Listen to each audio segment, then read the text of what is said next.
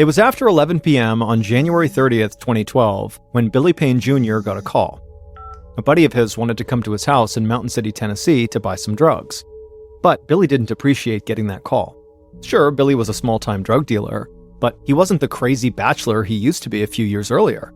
He was 36, and he had a family now, including a 6-month-old son who had finally fallen asleep. And so the last thing Billy needed was a late-night visitor to wake the baby up again.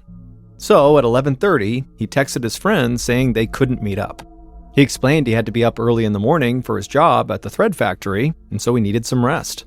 His friend would just have to get his pills somewhere else. But as much as this call was annoying because it was inconveniencing, the truth was Billy was actually in the process of trying to leave his drug-abusing past behind. Billy had always been the life of the party in his small town. He was the guy who always had a beer in his hand and an endless parade of girlfriends. He drove a Mustang and bragged about going to Las Vegas for the weekend. His cousin, Jaime Kurd, described Billy as being a man with caviar tastes on a working man's budget. But all that high living had a price. Billy had developed a nasty addiction to opioid painkillers, an addiction that he supported in part by selling opioids himself.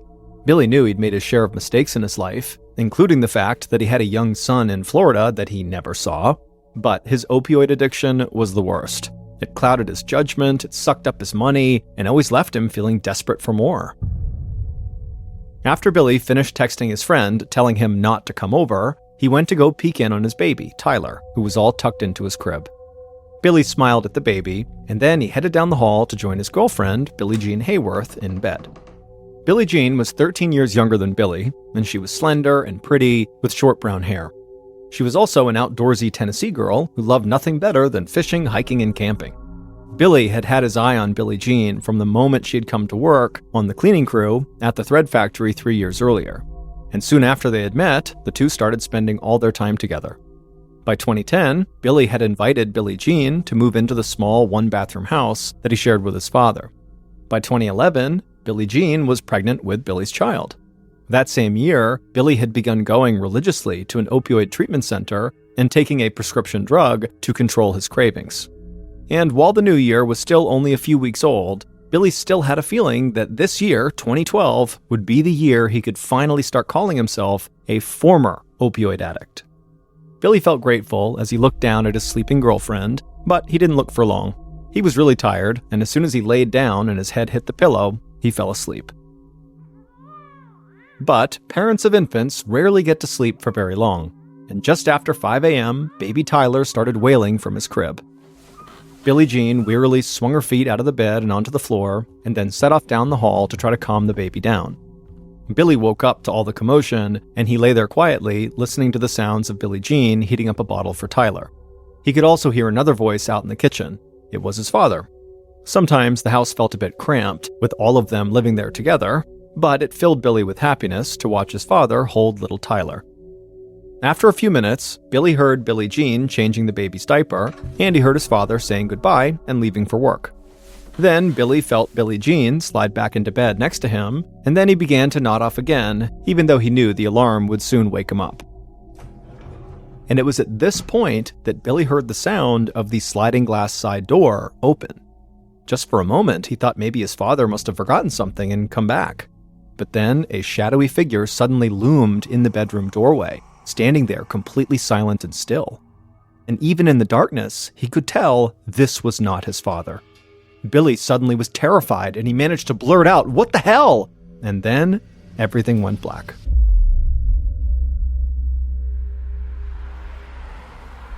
Less than an hour later, at 6:25 a.m., a friend of Billy's pulled into Billy's driveway, just like he always did on weekdays.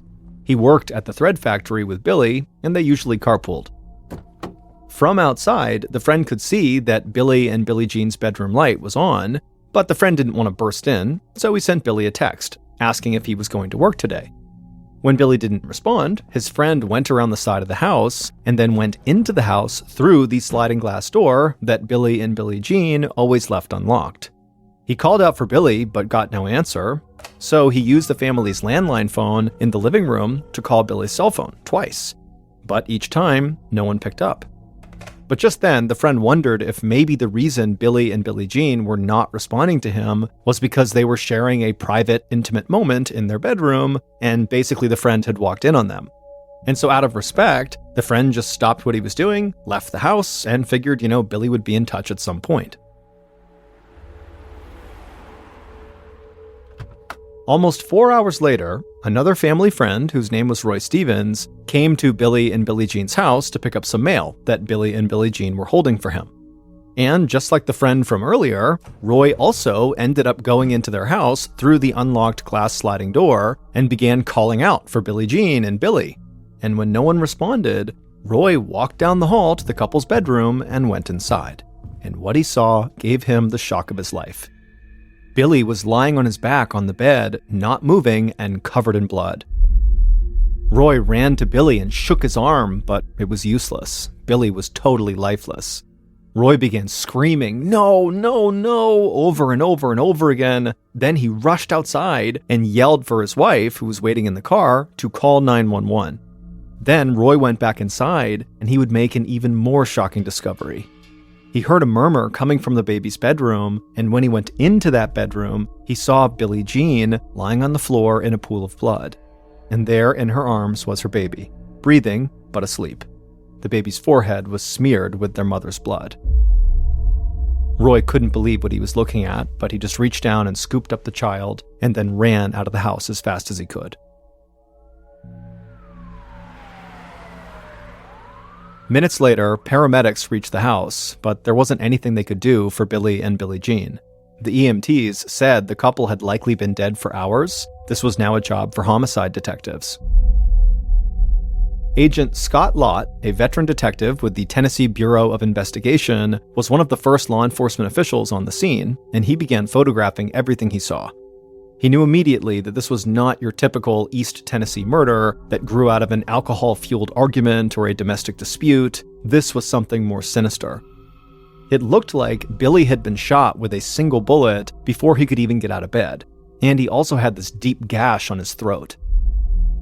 Lott left the bedroom and walked down the hall to the nursery, and he saw Billie Jean lying on the floor by her baby's crib. She had also been shot with a single bullet. Lott knew she had to have been killed while she was clutching her baby, and the thought of that was so disturbing and just so sad. Lott got down on his hands and knees and began to look for the actual bullet that killed Billie Jean, and he found it lodged in the baby's bouncy seat. Lott was amazed that the baby had somehow been left unhurt in all of this carnage. Aside from the murder victims themselves, Lott felt like the house seemed remarkably undisturbed. There was no sign of a struggle or a robbery or destruction of Billy and Billie Jean's property. Whoever committed these murders was very clean and efficient. After Lott's initial search of the house, he walked outside and waited for Billy's father to come home. Billy's father choked back sobs when he came roaring up to the house in his truck. He had gotten a call from a sheriff's deputy telling him what had happened at his house. He stepped out of the truck, and Detective Lott went over to meet him. Billy's father told Lott that everything had seemed perfectly normal when he left that morning. Billie Jean had been feeding the baby in the pre-dawn darkness, and he was getting ready for work. And now, just a few hours later, his whole property was marked off with yellow police tape, and his son and his son's girlfriend were dead. The old man just couldn't make any sense of it. But as Lott listened to Billy's distraught father, it dawned on him that the killer or killers must have planned the attack in great detail. Billy's dad said he left for work at 5:30 a.m., and Billy needed to go to work an hour later. That left only 1 hour when Billy and Billie Jean would have been home alone with the baby. Lott thought the chances were good that the killer or killers had been waiting in the dark outside the house for their opportunity to attack this young couple, and the thought of that just made Lott's skin crawl. By 2 p.m., the detectives were ready to release the bodies to the morgue for autopsy, and Lott was eager to start talking to people who knew the victims. His investigators had combed every square inch of the house and learned almost nothing from it. Lott didn't know whether he was dealing with a drug cartel hit or a serial killer or something else entirely.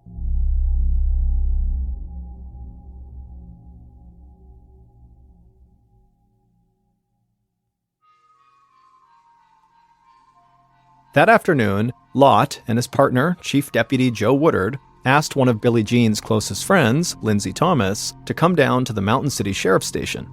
They hoped she might be able to provide some information about Billie Jean that could help the investigation. Lindsay had clearly been crying, but she came to the station ready to help find the killer or killers, even if that meant telling some of her friends' secrets. Lindsay said she suspected that the murders had something to do with drugs. She had visited Billie Jean at home the day before the killings, and Billie Jean had told her that she was selling opioid pills to help pay for Tyler's baby supplies. And Lindsay knew that Billie Jean's boyfriend, Billy, also sold opioid pills. And so Lindsay told Lot that between the two of them, they could have been in touch with some very dangerous people who would not hesitate to hurt or even kill them if something went wrong. This was news to Lot. Billy and Billie Jean did not have criminal records, and they were not under investigation by the narcotics squad either. But maybe the couple was just good at avoiding unwanted attention. The crime scene was certainly consistent with a ruthless drug gang hit, cold, efficient, and cruel, and Lot did find white crystals on the floor in Tyler's room that looked a lot like methamphetamines. And so Lot made a mental note to be sure to check back in with his narcotics squad. Then Lot asked about something Billy's dad had told him. When Billy's dad was sobbing in front of the house, he had made a comment about how there was some bad blood between his son and his son's girlfriend and this other family in town, the Potters. Now, Billy's father was too upset to explain this clearly, but from what Lot gathered, it sounded like there was some sort of internet feud between primarily Billie Jean and Janelle Potter, who was 30 years old and lived with her parents. Lindsay told detectives that she knew all about this feud. She said she'd even gotten caught up in it. But she thought the whole thing was just stupid. It was more like a middle school food fight than a reason to actually kill someone, and so Billy and Billie Jean were not afraid of the Potter family. I mean, they never even locked all their doors. Still, Lot asked Lindsay to slow down and walk the detectives through the entire feud. Lindsay said the dispute had begun more than a year earlier when people that she had never heard of began slamming her and Billie Jean on a website called Topics. It was a site where people commented on local issues, sometimes anonymously. One person had accused Lindsay of threatening to hurt Janelle, and he said that Janelle's defenders might hurt Lindsay too. And so he warned Lindsay to, quote, watch her back. For months, Topics users alleged that Lindsay and Billie Jean were out to get Janelle, and that they might even physically assault her. Lindsay told the detectives that she and Billie Jean had tried to ignore the taunts because the whole idea was absurd. The two women barely knew Janelle and really had no reason to want to hurt her. Lindsay said that she and Billie Jean ultimately became convinced that Janelle Potter herself was orchestrating the social media posts against them as a way to make herself look like a victim and maybe get some sympathy.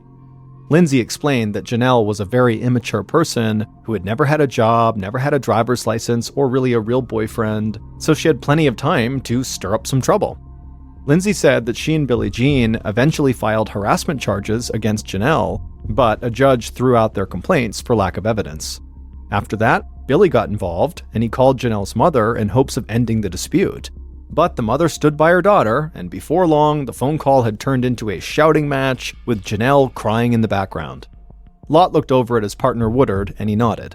They both knew this was a strange lead, but it was the best thing they had so far, so they had to go talk to the Potters next. The next morning, so February 1st, the two detectives drove out to the Potters' home, located a few miles from where Billy and Billie Jean had lived and died. Janelle's father, Buddy, opened the front door even before Lot and Woodard could ring the doorbell. He would tell them that he'd actually been expecting them because everybody in town always pointed fingers at his family. Lot could see that Buddy was a very proud United States Marine.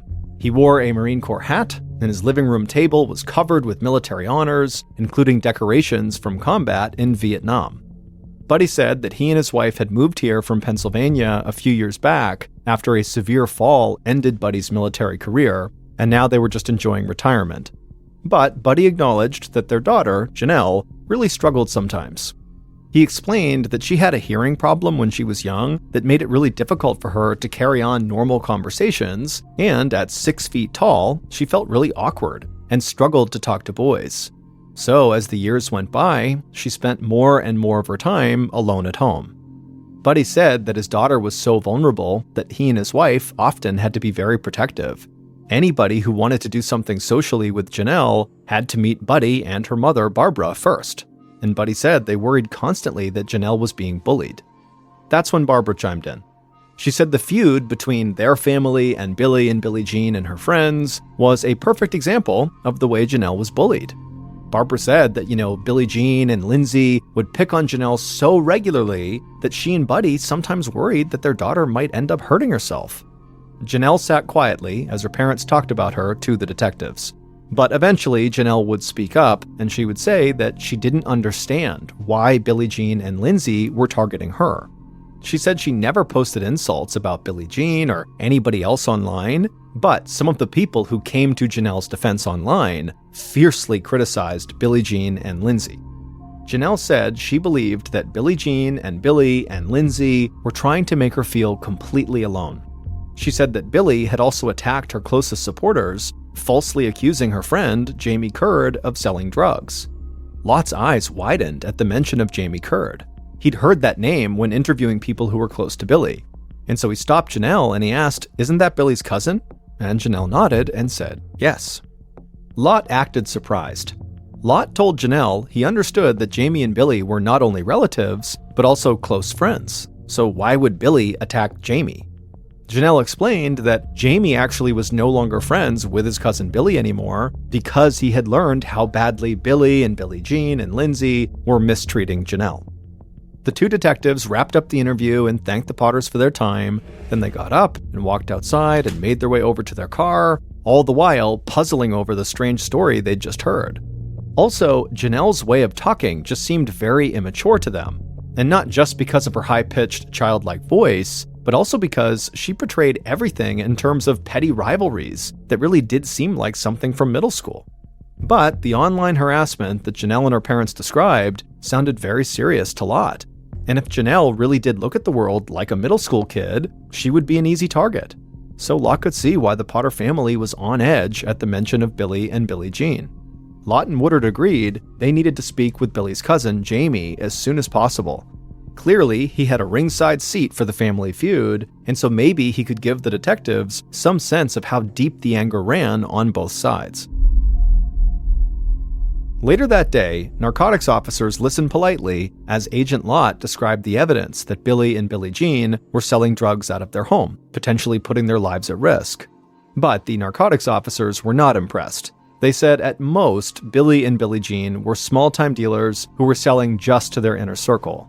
The narcotics officers went on to say that typically they investigated people who sold hundreds of times more product than Billy and Billie Jean. If anyone was going to get killed over a drug deal gone bad, it would likely be major dealers, not just some random young couple with a little bag of pills. Nothing the narcotics officers said surprised Lot, but the dead end left him with only one real lead in the case. Now he was even more interested in his upcoming conversation with Jaime Kurd. By the time Jaime walked into the sheriff's office on Thursday, February 2nd, so 2 days after the murder, the detectives had thoroughly scrubbed his background. They talked to friends of the victims, as well as Jamie's own sister, about Jamie's relationship with Billy and Janelle. People said that Billy was probably the best friend Jaime had ever had. The two men had worked together on the same exact machine at the thread factory, and then they often went out and partied together after the shift was over. And when Jamie's dog died a few years ago, Billy had even come over with beer to commiserate and to comfort his cousin. And when Jaime couldn't find a girlfriend, Billy had introduced him to Janelle Potter, who had just as much trouble getting a date as Jaime did. And Jaime and Janelle hit it off and began spending time together, but they had one problem. Janelle's parents did not like Jaime. At one point, they even banned him from coming inside their house. And so that was when Jaime began offering to come over and repair the Potter family's computers, because it was literally the only way he could think of that he could still see Janelle. But Jamie's relationship with Janelle ultimately drove a wedge between Jaime and his cousin Billy as the online feud spread to Facebook and other social media, and then to the courts.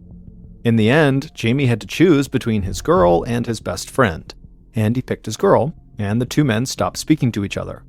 Now, the detectives wondered how far Jaime would go to defend Janelle.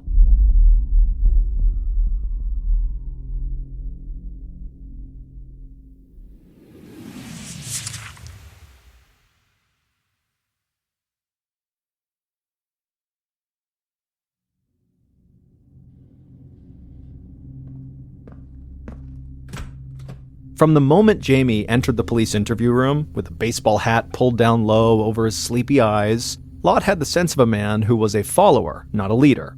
Jaime himself was quick to make it clear that he was a country boy who had never strayed too far from eastern Tennessee. He said he didn't really use computers much himself, even though he was enough of a handyman to repair them, but he knew that Billy and Billie Jean were posting threats against Janelle on Facebook and other websites. And Jaime just couldn't understand why Billy would do that, or why Billy denied that it was true. Jaime said he saw firsthand the damage that Billy and Billie Jean's threats were doing to Janelle. Jaime said he had seen Janelle suffer these paralyzing panic attacks over some of the things that Billy and Billie Jean were saying about her. And Jaime said at some point he just couldn't take it. He just could not bear to watch his girl get hurt. Detective Lott said he could only imagine how hard it would be to watch your girlfriend be bullied. Jaime tried to interrupt, claiming that Janelle was not his girlfriend, but Lott ignored him. He said it must have been hard for Jaime to keep from hurting the people who were hurting Janelle. Then Lott leaned forward and looked right at Jaime, and he asked him a very surprising and blunt question. Would you shoot a woman with a baby in her arms? Startled, Jaime just sat there for a moment before he answered with one word, no. And Jaime instantly offered to take a lie detector test to prove he really had nothing to do with these murders. And after that, he went silent. And so the detectives just sat there in silence and stared at Jaime, hoping he would eventually chime in with useful information. And for a while, all Jaime did was just sit slouched in his chair, but then suddenly Jaime sat up and he began wildly looking all around the interview room as though he was looking for someone who was watching them. Then he looked right at the detectives, and his eyes were wide and his voice got really quiet, and he asked them, "Is the CIA here?" Lott and his partner were dumbfounded, but also intrigued. Why would the Central Intelligence Agency, the country's international spy agency, have anything to do with a double murder in rural Tennessee? Jaime glanced from detective to detective, hoping for an answer to his question, but the two detectives didn't say anything, mostly because this was a totally outrageous question that didn't seem legitimate. But what was absolutely clear in this moment was the two detectives knew they had to figure out what in the world Jaime was talking about. On the other side of town, Janelle's mother, Barbara, had no idea that Jaime was talking to the police at that very moment. But she would have known exactly why Jaime was asking about the CIA. And she, for one, was grateful that one particular spy did keep an eye on Mountain City, Tennessee. For more than a year, Barbara had been emailing back and forth with a CIA agent named Chris, and they had grown very close, like mother and son. In fact, she even sometimes addressed him as son. Chris, the CIA agent, had gone to high school with Janelle more than a decade earlier. And even though his career had taken him around the world since those days, he still kept a protective eye on his high school classmate, and he would let Barbara know whenever he learned of any threats to Janelle's safety. Months before the murders, in April of 2011, Chris had emailed Barbara to let her know that Billie Jean and two other women had been prowling around their property at night. Chris said he suspected the women were up to no good, but he was in no position to do anything. He had just broken his arm, and he was in a cast. However, Chris said he had tapped the phone line in Billy and Billie Jean's house, so he would be able to keep track of their conversations. That way, they would know if Billy and Billie Jean were planning anything else. Barbara couldn't thank Chris enough for the warning. He was like a guardian angel. "We love you, son," she wrote back to him. And in the email, she also reassured Chris that her husband, Buddy, was in, quote, Vietnam jungle recon mode, end quote, and he would be ready if any intruders tried to enter their home. Billy's cousin Jamie had also struck up a relationship with Chris, the CIA agent, and Jamie often poured his heart out to the spy about how much he loved Janelle. Chris had assured Jamie that he had a great girl, but he warned Jamie that Billy and Billie Jean and their friends, they really wanted to make Janelle's life hell, and that would definitely affect Jamie's life. So when Jamie returned to the police station to take his lie detector test that he requested on February 6, 2012, so almost a week after the murders, he hoped that Chris, the CIA agent, might be looking out for him. But things didn't go so well for Jamie. The lie detector analyst concluded that Jamie was being deceptive when he claimed he didn't know anything about the murders of Billy and Billie Jean. And so this meant it was very likely that Jamie was hiding something. And this was exactly what Agent Lott was hoping for. Now he'd be able to really up the pressure on Jaime and basically force him to either spill his guts or risk facing first-degree murder charges.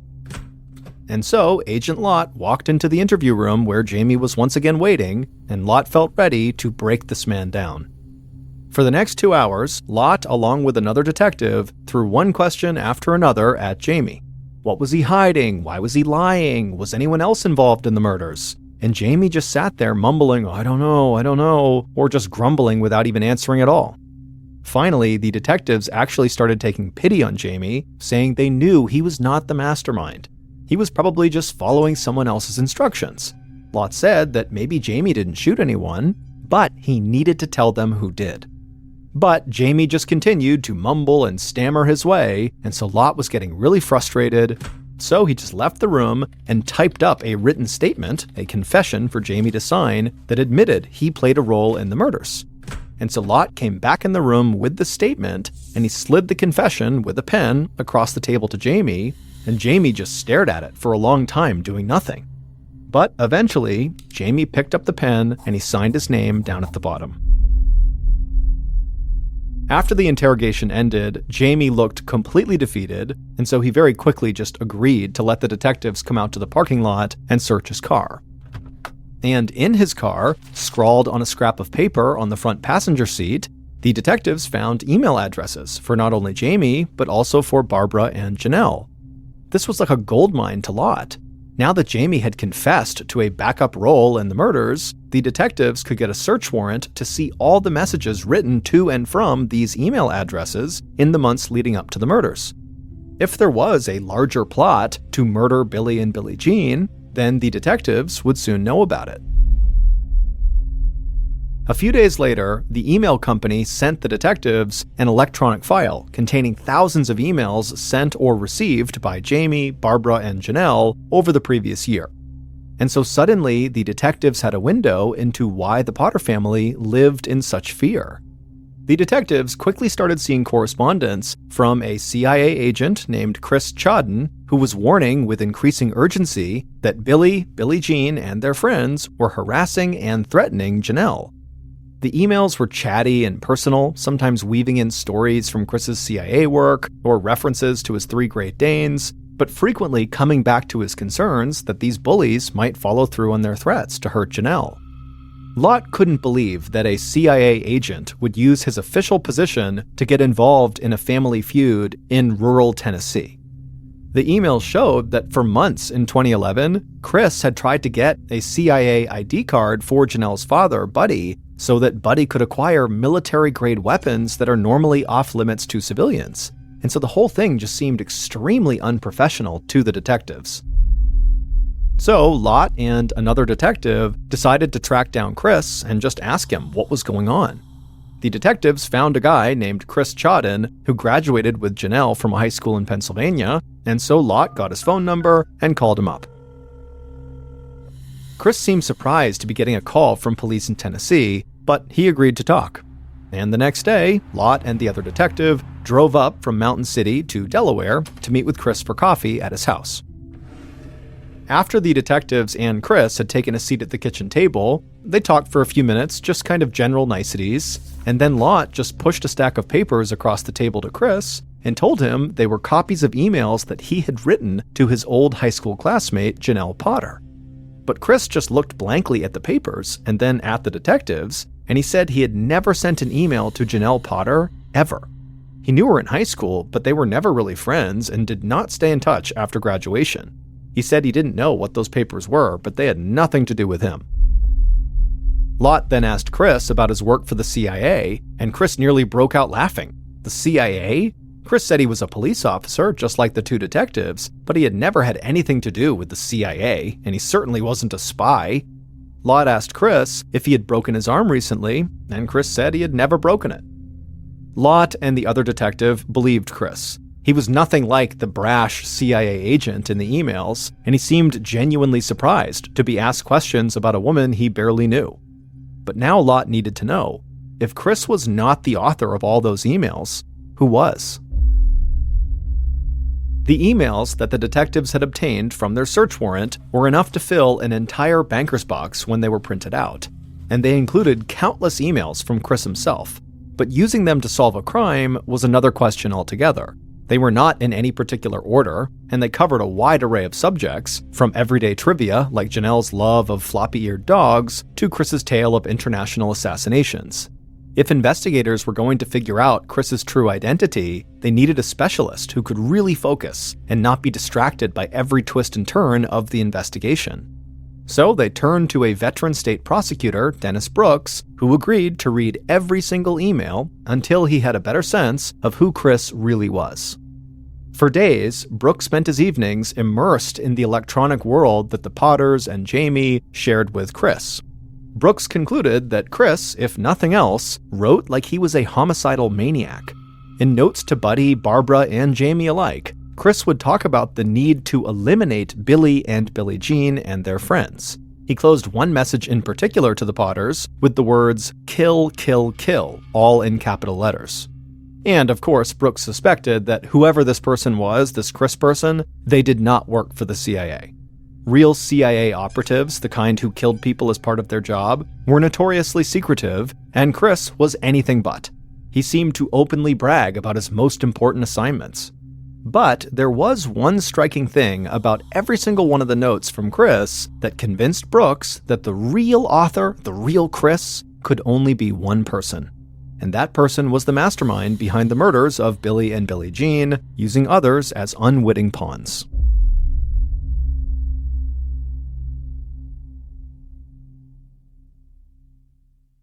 The night that Jaime Kurd signed his confession, he did finally break down and talk in great detail about his role in the murders. Then, once investigators had thoroughly analyzed all the emails, they did have a clear picture of how the murders played out. And so here is a reconstruction of how police believe Billy and Billie Jean were murdered in their home on January 31st.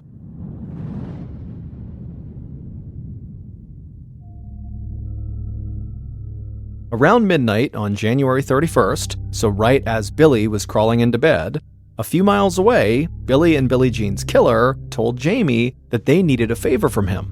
Would Jaime take a ride to Billy and Billie Jean's house and stand lookout?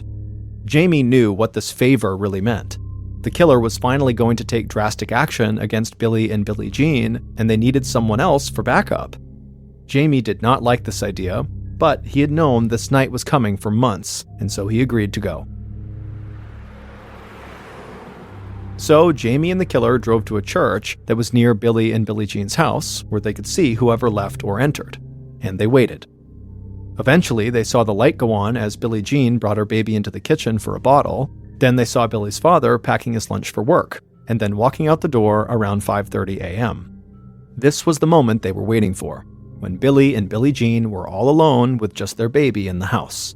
Now, the couple was going to get what was coming to them. Jaime and the killer put on gloves, and then the killer gave Jaime a handgun so they'd both be armed. Then the killer and Jaime got out of the car, they made their way over to Billy and Billie Jean's house, and the killer slid open the unlocked glass doors on the side of the house, and then they walked inside and headed straight for Billy and Billie Jean's bedroom. Once the killer reached the bedroom, they stood in the doorway to gather their courage for a moment, and then they entered the room. And as soon as they did, Billy woke up and he yelled out, "What the hell?" But the killer was on top of Billy before he could do anything. And the killer put their gun just inches from Billy's face and fired.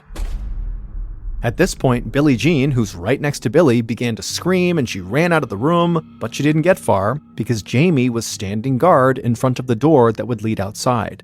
So Billie Jean couldn't escape. Instead, she ran down the hallway to her baby's room and pulled him out of the crib and held him close to her body. And then the killer just stepped into the room, rushed at Billie Jean, they raised their gun and shot her point blank in the side of the head. Billie Jean crumpled onto the floor, still clutching her baby. The killer simply turned around, walked back into the hall, and headed back to the main bedroom. And there, they walked back over to Billy, and just to make sure he was dead, the killer drew a knife and slit Billy's throat ear to ear. Then the killer walked out of the bedroom and met Jaime at the front door. Jaime gave his gun back to the killer and then ran outside to vomit. And that was it. The intruders got back in their car and sped off.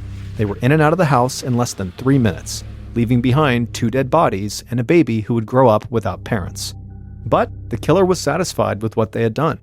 At least now his daughter, Janelle, would be safe. Buddy Potter, Janelle's father, killed Billy and Billie Jean. But police did not believe he was the one who actually set the murders in motion, or that he was the one pretending to be the mysterious CIA agent, Chris. Still, police easily had enough evidence to arrest Buddy, and they hoped that once they had him in custody, he would confirm that somebody else had pushed him to kill. But Buddy owned dozens of guns, and he often carried them no matter what he was doing, whether he was mowing the grass or out at a restaurant, he was always carrying. So when Agent Lott and Chief Deputy Woodard drove out to the Potter house early on a mid-February morning to arrest Buddy, they called ahead to let Buddy know they were just coming by with some follow-up questions. The last thing the 2 detectives wanted was to surprise Buddy and accidentally trigger an armed standoff. When they got there, Buddy let the 2 detectives into the house, but the moment Lott told him they were actually there to arrest him for murder, Buddy reached for a gun. But Lott and Woodard were ready, and they instantly tackled Buddy, pinning his arms and getting him into handcuffs. Then they dragged him outside, put him in the cruiser, and went back to the sheriff's office. On the ride, the detectives told Buddy they knew that he loved his family and he was just trying to protect them. He was no monster. After all, Buddy didn't kill the baby. The detectives reassured Buddy that they understood. The world was going to hell, and sometimes violence was the only solution, right? After all, someone else had warned Buddy his daughter was in danger. And with that, tears began to well up in Buddy's eyes in the backseat of the cruiser, and his voice cracked as he shared with the detectives all the terrible things the CIA agent Chris had told him that Billy and Billie Jean were going to do to his daughter. And it was just too much for him. He had to act. Now, while Buddy clearly missed all the red flags in the emails coming from the CIA agent Chris that clearly indicated he was not who he said he was, the state prosecutor, Dennis Brooks, who reviewed all those emails, he caught the red flags, and it was one particular red flag, a chronic error that popped up in many of the emails, that ultimately led Brooks to discover the fake CIA agent's true identity. Time and again in these emails, Chris made a spelling mistake that was far more typical for a school child than an adult CIA agent. Chris always forgot to drop the letter E from the end of verbs when he added the letters ing to them. So words like loving, taking, and caring all contained the extra E in the middle. And that was the same error that Brooks had seen over and over again when reading emails sent from another person, Janelle Potter. And so Brooks told investigators that Chris had been a figment of Janelle's imagination all along, but one that she had used to very effectively manipulate her entire family. Janelle had basically catfished her own family into believing that she was in mortal danger, and ultimately, that caused her father to go out and kill Billy and Billie Jean. A year and a half later, Buddy Potter, Janelle's father, was found guilty of killing Billy and Billie Jean and was sentenced to 2 consecutive life sentences. As for Jaime Kurd, the star prosecution witness, he agreed to a plea deal that required him to serve 25 years in prison. Janelle and her mother Barbara went on trial for their roles in promoting the double murder. Janelle's attorney argued that she was too childlike to murder anyone, and she shouldn't be punished because her father was overly protective. But the jury was not buying it, and ultimately she and her mother were both sentenced to life in prison.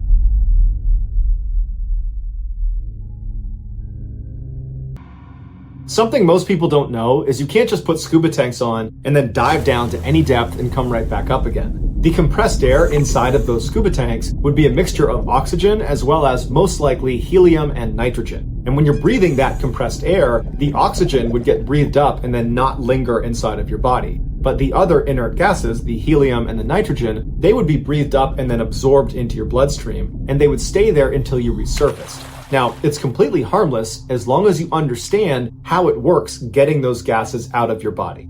In a nutshell, as you ascend, these inert gases will leave your body on their own, but it's a gradual process. If you rocket to the surface before this takes place, these inert gases will not leave your body and they'll expand inside of you, and your body will become the equivalent of a shaken up soda can. And so at best, having all these bubbles inside of you is very painful. At worst, it's lethal. The term for this condition is decompression sickness, but it's better known as the bends. The way divers protect themselves from getting the bends is on their ascent, they do what's called a decompression stop. This is something that is planned into the dive, where they stop at a certain depth for a certain amount of time, and that guarantees the inert gases have diffused out of their body before they reach the surface. Now, the deeper you go, the more decompression stops you'll have to do, and the longer they will take. For example, ascending from 2,000 feet would take over 33 hours to do safely. But luckily, none of us are trying to dive down to 2,000 feet. Well, unless you're trying to be an oil and gas saturation diver. Saturation divers, or SAT divers, do construction and demolition at depths of up to 2,000 feet below the surface. But they don't spend 33 hours ascending after every single dive. Instead, after their dives, they're artificially kept at their working depth.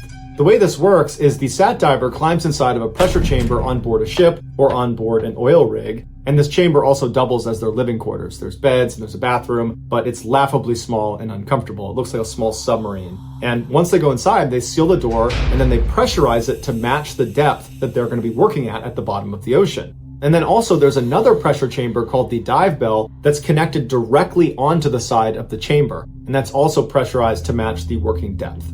When it was time for the SAT diver to go to work, they would put their dive gear on inside of the chamber, they would crawl directly into the dive bell, they would shut the door behind them and seal it, and then people outside of the dive bell would physically disconnect it from the chamber, and then using a crane they would place it in the water and then lower it down to their working depth.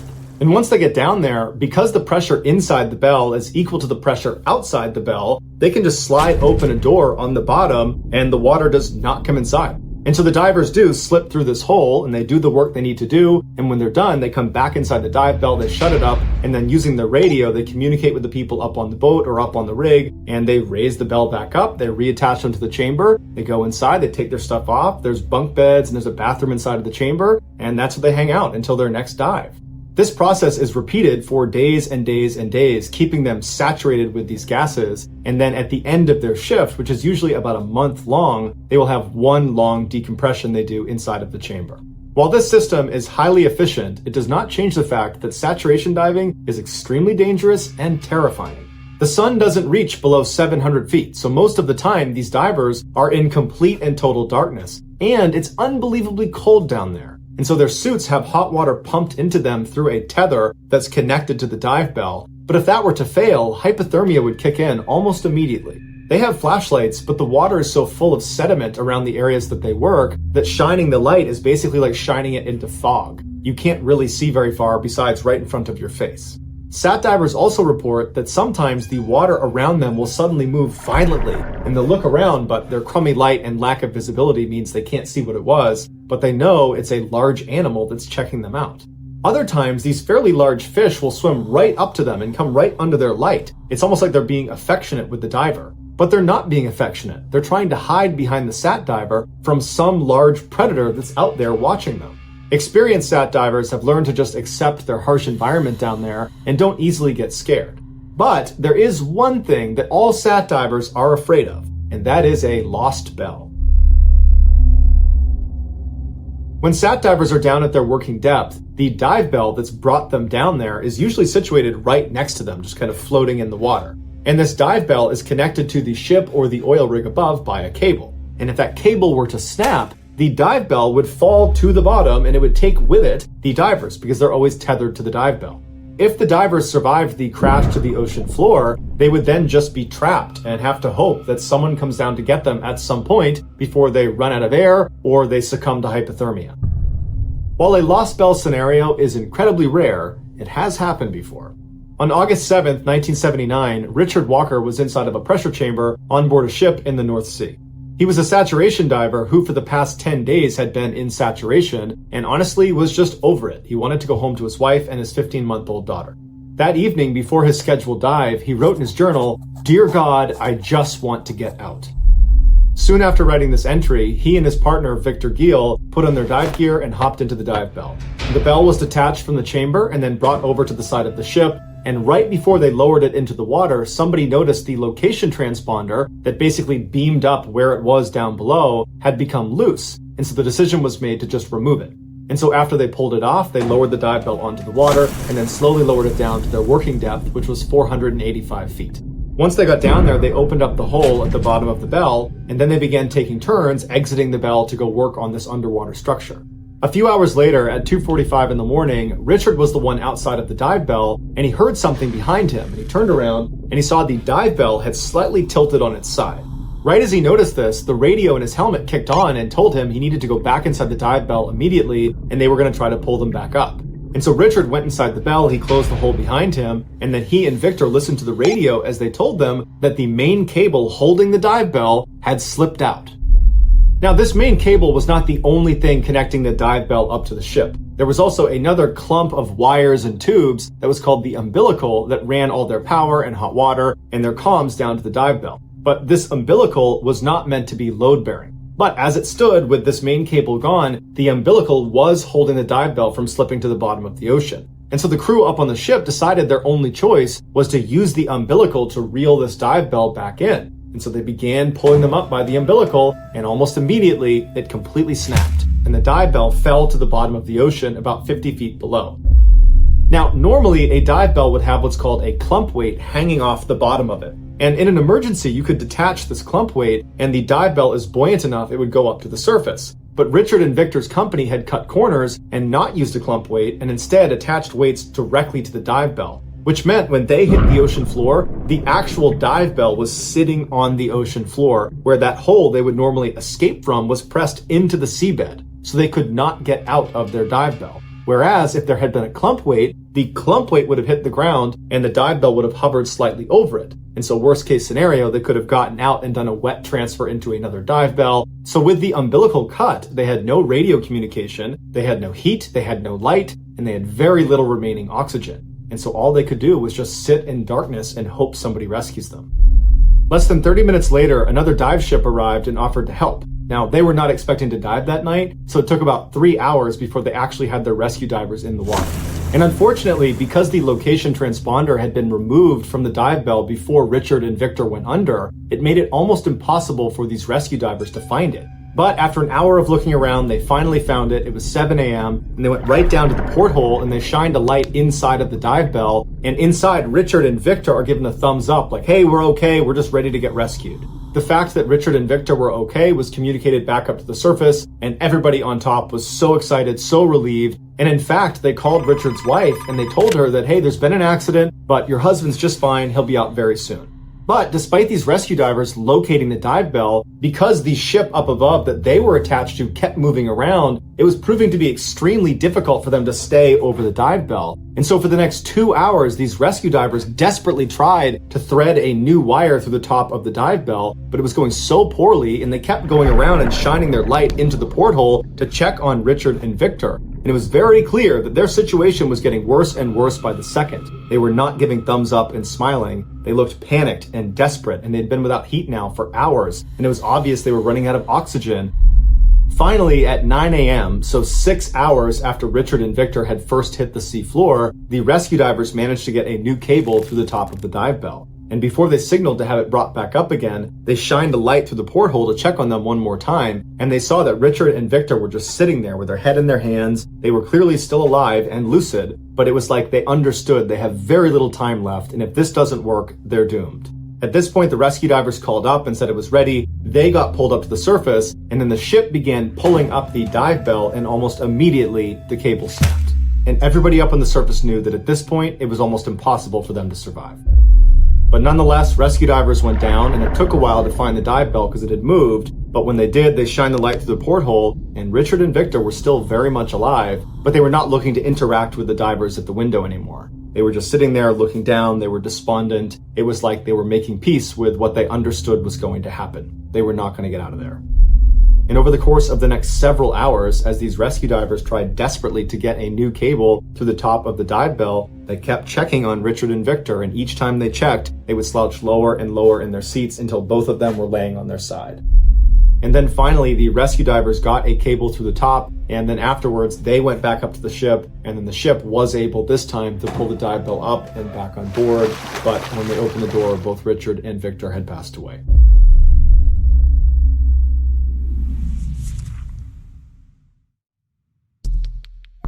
Our next story is called The Escape.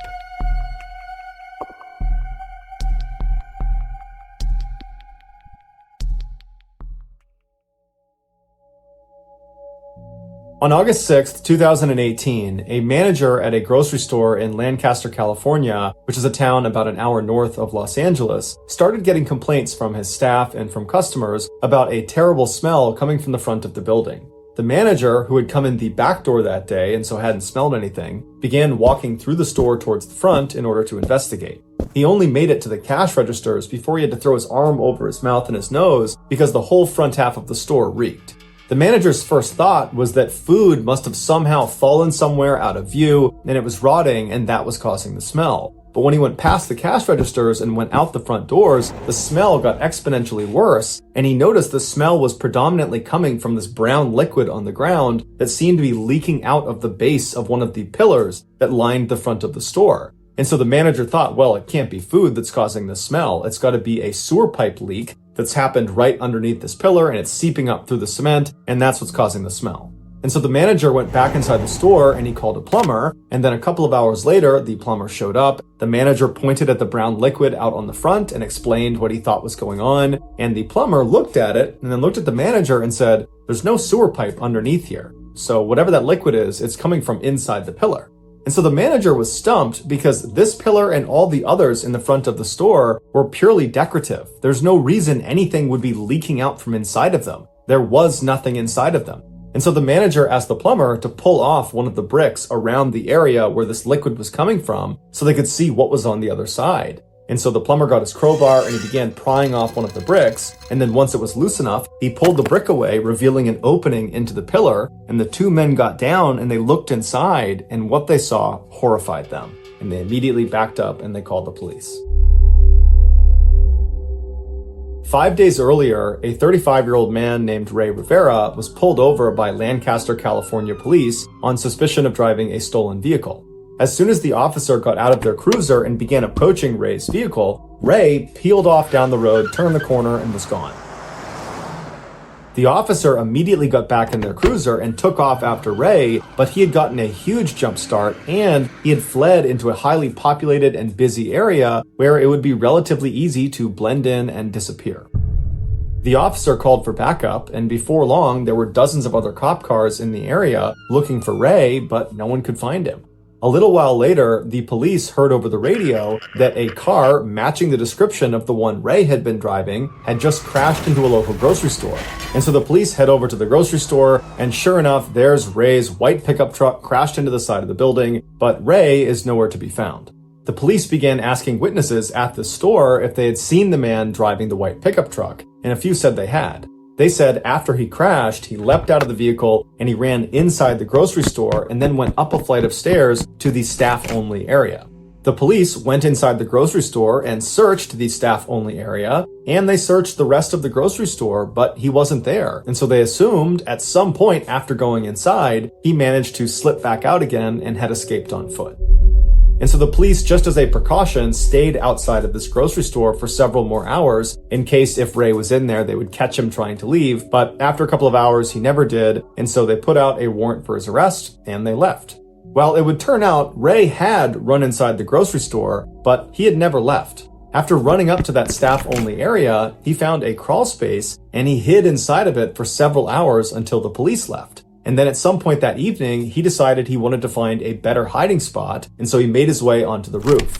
Now, it's not entirely clear how he did that. Either the crawl space he was in directly connected to the roof, or he got out of the crawl space and then found his way onto the roof another way. But regardless, he found his way onto the roof, and when he got up there, he realized the roof was totally flat until you got to the very front edge of the building, the part that looked down into the parking lot. There, on the roof, was this small structure that was built up just on the front end of the roof that gave the impression, from the parking lot looking up, that this building was a lot bigger than it really was. On the backside of this phony structure was a door that was accessible from the roof. Ray saw this access door and ran over to it. He tried the handle and it was unlocked. And so he opened it up and he went inside. Now, this attic-like space that sat on the front of the building really didn't have that much of a purpose to it. However, it did provide access to the insides of all of the pillars that lined the front of the store. And so it's believed that Ray, as soon as he walked inside, saw these openings and believed one of them would be the perfect hiding place. And so he lowered himself feet first into one of these hollow chutes. He got his feet and his legs, his hips, and most of his torso into this tight 9-inch by 17-inch space, but his shoulders were too broad. They would not fit into the pillar. And so he raised one arm over his head and he kept his other arm pinned by his side in order to make himself as narrow as possible. And this worked. Inch by inch, he began sliding deeper and deeper into this 2-story tall pillar until he was completely out of sight. But as soon as his shoulders had gone down into that pillar, he would have realized he had made a grave mistake. With one arm pinned above his head and the other pinned by his side, he would not have been able to pull himself back up out of this narrow space. He was stuck. And so he probably began squirming and trying to use his feet to try to get back up into the attic space, but all of that movement only made him slip farther and farther down into this pillar until his feet touched the ground at the absolute bottom. And so not only is he already in this totally compromised position that would have made it hard to breathe, he was also in such a narrow space that the walls of this pillar literally were crushing his chest, making it nearly impossible to get a full breath of air. And when he screamed out for help, nobody would have heard him because he was entombed inside of multiple layers of cement and brick. Also, making an already horrible situation that much worse, Lancaster, California was experiencing a very significant heat wave that month. And so all day long, the sun would have been blazing down on the outside of that pillar, heating up the inside like an oven. 5 days after Ray got trapped, the plumber removed that brick on the pillar, and he and the store manager bent down and looked, and they saw Ray's leg. The smelly brown liquid that had been coming out of the pillar that had alerted everyone to this in the first place was purge fluid, which is something that comes out of a decomposing body.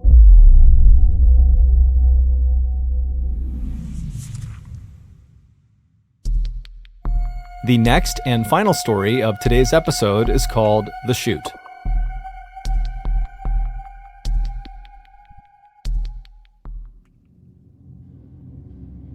On July 30th, 2013, 56-year-old Roger Miro grabbed a bag of trash from his apartment and then walked out into the hall. He turned right and walked down the hall until he reached the trash chute, which was right on the side of the wall. He opened it up. It was like a mailbox. He opened it up. He dropped his trash bag inside. He closed the trash chute and then walked back to his apartment. When he got back inside, he instinctively reached down to his right pocket to grab his cell phone, but it wasn't there. So he grabbed his left pocket, wasn't there either. He checked his back pockets, he's fishing around, and he realizes he doesn't have his phone. So he figures, okay, I must have put it down somewhere in my apartment. Now, Roger was legally blind, so it made looking for small things in his apartment quite difficult. But nonetheless, he began looking all over his apartment for his phone. He started in the kitchen, he looked all over the place, checked all the surfaces, no cell phone. He went to the living room, to the bedroom, to the bathroom, but there was no cell phone. And so Roger thought maybe when he walked to the trash chute, he might have dropped the phone in the hallway. And so he left his apartment, he turned right, and he walked along, retracing his footsteps all the way to the trash chute. But all along the way, there was no phone on the ground. And so as he's standing in front of the opening to this trash chute, he thinks to himself, maybe I accidentally put my phone in the trash bag that I have now just dropped down this trash chute. And so as Roger is standing there wondering what he's supposed to do, one of his neighbors walked out into the hall and looked down and saw Roger standing there kind of inquisitively looking at this opening to the trash chute. And they asked Roger, what's going on? And Roger explained the whole phone situation. And the neighbor said, well, hey, why don't you go down to the first floor and ask the manager if you can get the key to the trash room on the first floor where all the trash goes. And so Roger said, thank you very much. He turned and made his way to the elevator, and the neighbor went back inside of his apartment. Roger went down to the first floor. He went to the manager's office. He knocked on the door, and when the door opened, the manager was obviously very busy with something. And Roger would say, hey, I'm just looking to get into the trash room. I think I might have accidentally thrown my phone away, and I just want to have a look in the trash to see if I can find it. Now, this manager knew he was not allowed to let anybody who lived in the apartment complex go into that trash room on their own. It was a dangerous space. And so the manager was supposed to go in there with them if they needed to go in and look around in the trash. But right when Roger went up to the manager's office, the manager was waiting for a very important phone call and so couldn't really leave his office. But the manager kind of empathized with Roger and felt bad for him and said, okay, you know what? I'll just give you the key. You can go in there on your own and go looking for your cell phone. I hope you find it. And when you're done, just bring the key back here. And so Roger said, thank you very much. He took the key, he left the office, and he made his way down the hall to the trash room. And when he got there, he unlocked the lock and went inside. A few hours later, Roger's wife came home from work, and when she got to the apartment, Roger wasn't in there. She tried calling his cell phone, but he didn't pick up. And so she walked around the apartment hoping there would be some indication of where he might have gone, like a letter or something, but there was nothing. And so Roger's wife was really concerned about this because this was totally out of character for her husband to go out at night on his own. And so she, operating on a gut instinct, called the police and reported him missing. And so a few minutes later, 2 police officers show up at this apartment building. They go up to Roger's apartment, they speak to Roger's wife, and then they go into the hall and they knock on some doors of other neighbors in the area. And after speaking with them, one of the neighbors who had seen Roger earlier said, hey, he lost his phone. And the last I spoke to him, he was going to go down to the trash room to try to see if he could find his phone down there. And so the officers go down to the first floor, they go to the trash room and they try the door and it's unlocked. And when they open up the door and they look inside, right in the middle of this totally nondescript windowless room that basically looked like a basement, was this huge green dumpster.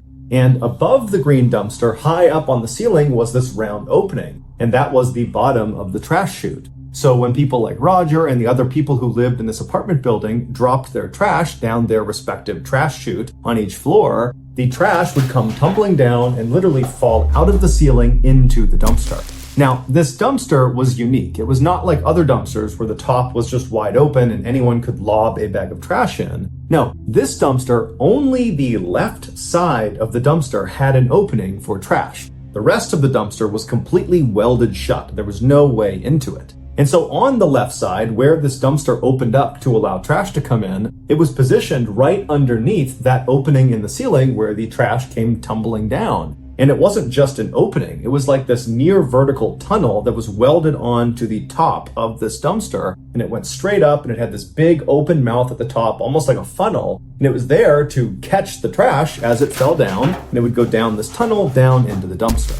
And so the gap between the ceiling and the top of this near vertical tunnel, this chute, was maybe 3 or 4 feet. And so when these officers looked into this room and they saw this dumpster and the chute and this hole in the ceiling, they also saw a ladder had been propped up on the left side of the dumpster right up against that near vertical tunnel, as if someone was trying to look down into the dumpster itself. And so one of the officers walked over, they climbed up the ladder, and when they looked down into this tunnel, down into the dumpster, they found Roger. After a lengthy investigation, this is what is believed to have happened to him. After Roger got that key from the manager, he went to the trash room, he opened it up, and then he went inside and found this huge dumpster. And he would have quickly realized the only way to look into the dumpster, and so to go looking for his phone, was to look down into this tunnel. There was a ladder nearby, so he grabbed it and he propped it up against the side of the dumpster, and he climbed up on top and he looked down into the tunnel, down into the dumpster, and as he was looking, either some trash from the ceiling fell down and struck him, causing him to lose his balance, or he just slipped somehow. But either way, he lost his balance and he tumbled into the tunnel, down into the dumpster. And what Roger didn't know is as soon as that happened, he was doomed. Because this was not some ordinary dumpster. This was a trash compactor. And as soon as Roger fell down that tunnel, his body triggered an electronic sensor that activated the trash compactor. So the way this worked is there was this big metal ram inside the dumpster. There's a ram on one side, and once it gets activated, it will press. There's a hydraulic press that pushes it all the way to the other side. So any of the trash in this dumpster will get compressed against the other side of the dumpster. And then at that point, the ram comes all the way back. And so every time trash would come down that chute, it would trigger that sensor, the trash compactor would start, it would flatten the trash, and so on and so forth. And so Roger has fallen down into the dumpster, he's triggered this compactor, but he's legally blind, he's probably dazed from the fall, and so by the time he realizes what's going on and he's kind of looking around, there is a hydraulic press bearing down on him. And so he probably tried to jump up the tunnel to try to escape the dumpster, but there was no ladder inside this tunnel and it was nearly vertical, so there was no way to climb up and out of it. And inside of the dumpster itself, there was no emergency shutoff switch and there was no emergency exit. And so at some point, it's assumed that Roger realized he was not going to be able to climb up the tunnel. And so he only had one direction he could go, which was to retreat to the far side of the dumpster, as far away from the press as he possibly could be. But once he got over there, there was nowhere for him to go. And so he was forced to just wait as this hydraulic press slowly moved across until it finally reached him and crushed him. Now, we don't know if that very first hydraulic press actually killed Roger. All we know is Roger was trapped inside of this dumpster for several hours, and over that period of time, more and more trash was dropped down the chute, activating the press over and over and over again. And so by the time the police actually looked down into the dumpster, they saw a part of Roger's body, and immediately they could tell there was nothing they could do. Roger was definitely deceased. Roger's wife would sue the manager of the apartment building as well as the company that owned the apartment building for their negligence, but the outcomes of that case have not been made public.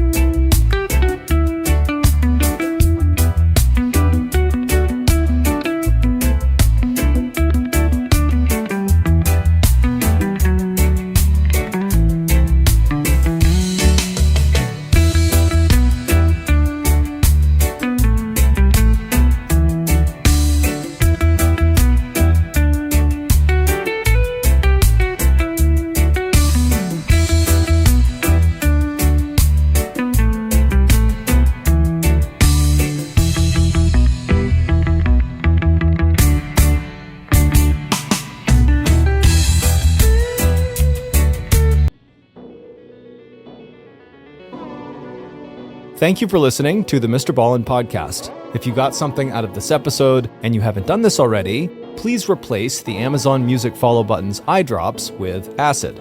This podcast airs every Monday and Thursday morning, but in the meantime, you can always watch one of the hundreds of stories we have posted on our main YouTube channel, which is just called MrBallen's.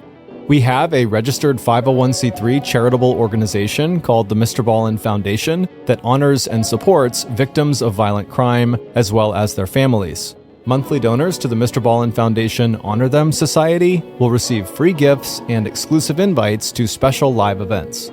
Go to MrBallen's.Foundation and click Get Involved to join the Honor Them Society today.